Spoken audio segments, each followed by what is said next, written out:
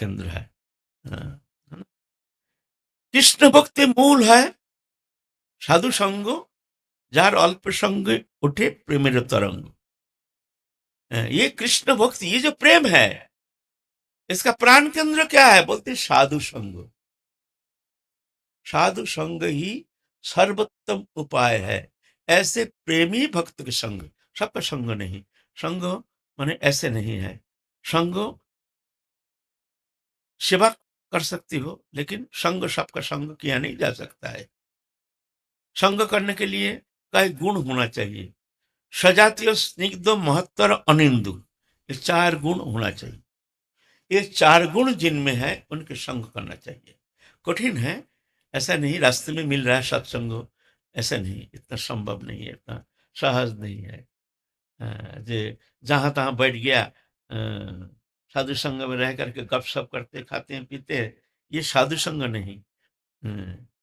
साधु संग तो अलग चीज है। सजातीय होना चाहिए, माने हमारी जो साधन पद्धति ऐसे ही उपासना पद्धति होना चाहिए। जैसे हम वृंदावनी उपासना पद्धति, राधा कृष्ण जुगल उपासक, मंजरी भाव उपासना पद्धति हमारे हैं, ऐसे ही हमारे, ऐसे ही कोई साधक है तो उनका संग, इसको कहते हैं सजातीय। विजातीय है वो भी साधु है, लेकिन उनका संग नहीं करना। मान लो कोई ज्ञान मार्गी है, कोई और कोई जोग मार्गी है, कोई के बहुत सारे तंत्र मार्गी है, वो हमारे लिए प्रणम्य है, हमारे लिए आदरणीय है, हमारे लिए श्रद्धा के पात्र है, लेकिन उनका संग नहीं, दूर।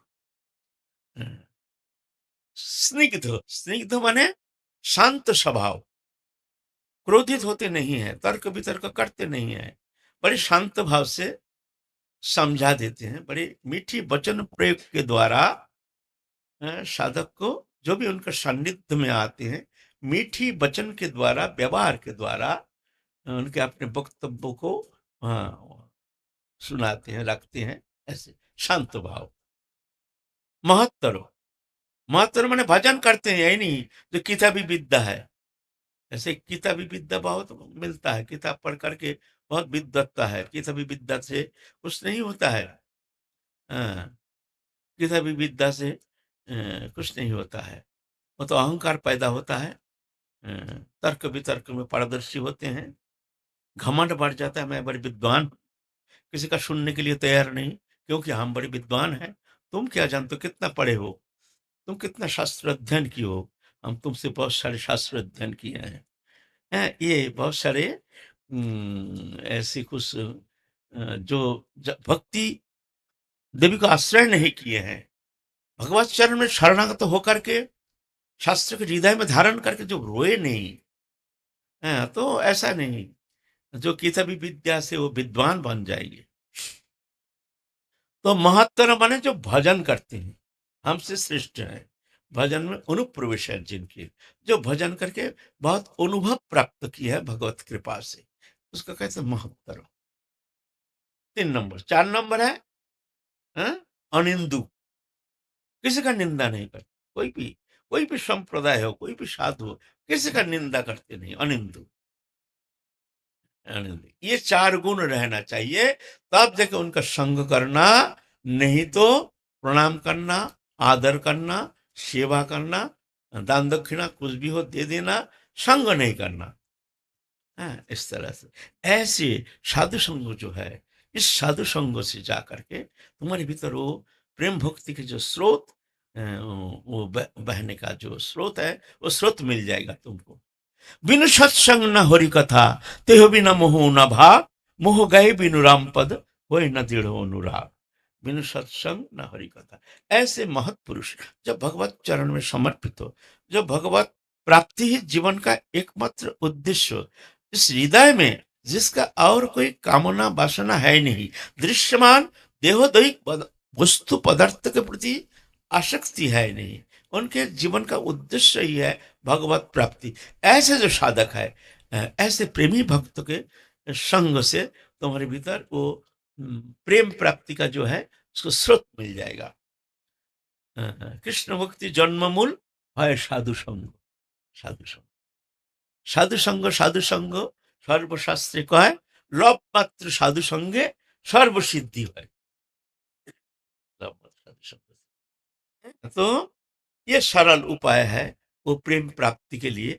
और भी जितना उपाय है जो साधन भजन स्तव स्तुति वंदना ध्यान धारणा उपासना, ये ठीक है, लेकिन समय लग जाएगा। लेकिन साधु संग में जितना सहज भगवत प्रेम उत्पन्न होने का जो स्रोत मिल जाता है, जो ये साधु संगों से बहुत जल्दी, और ऐसे प्रेमी भक्त होने से तो जाकर के बहुत जल्दी उसके हृदय निर्मल होकर के वो प्रेम भक्ति प्राप्त के योग्यता प्राप्त करने में समर्थ हो जाती है।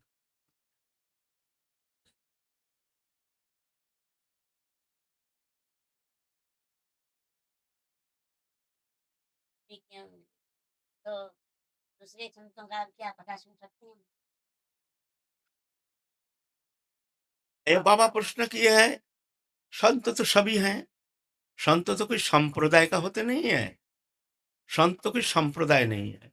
संत होता है कुछ गुण से संत होते हैं। संत अनपेक्षा मच्चित्ता प्रशांता समदर्शिना निर्मम निरहंकारा निर्दंधानिश परिग्रह, ये गुण जिनमें है उनको संत कहा जाता है।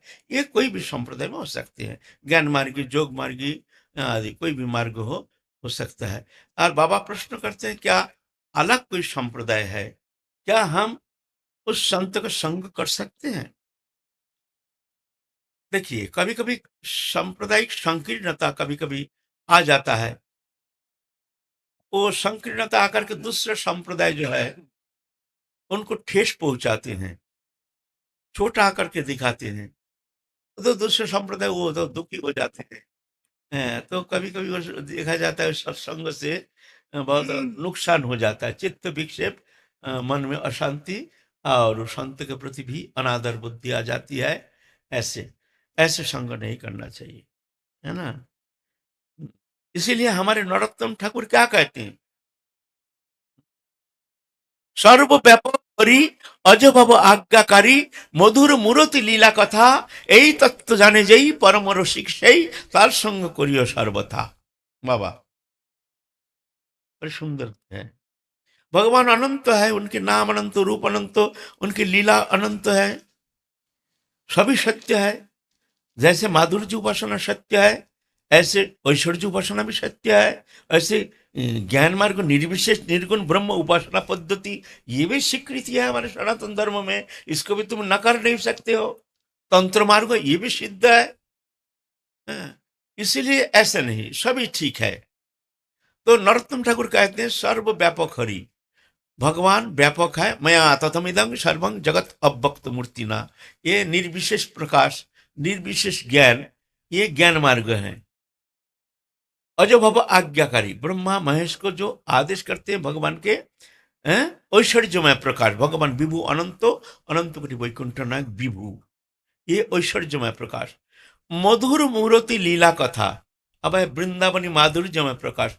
यहाँ भगवान एक साधारण मनुष्य जैसे नर लीला नरोत्तम धारण करके भगवान भक्त के साथ एक तदात्मता, एक परम प्रियता, एक परम आत्मीयता, परम प्रेमास्पद, सबसे प्रियतम सबसे निकटतम बन करके भक्त के साथ आनंद लीला वर्धन करते हैं, भक्त को आनंद देते हैं। भगवान भी वो अखिल आनंद सिंधु, उसमें उफान आ जाता है। यह माधुर्य लीला, यही तत्व जाने जाइए परम रसिक सही। इसका माने है ये ज्ञानमय उपासना, ऐश्वर्यमय उपासना, माधुर्यमय उपासना, ये जानते सभी ठीक है,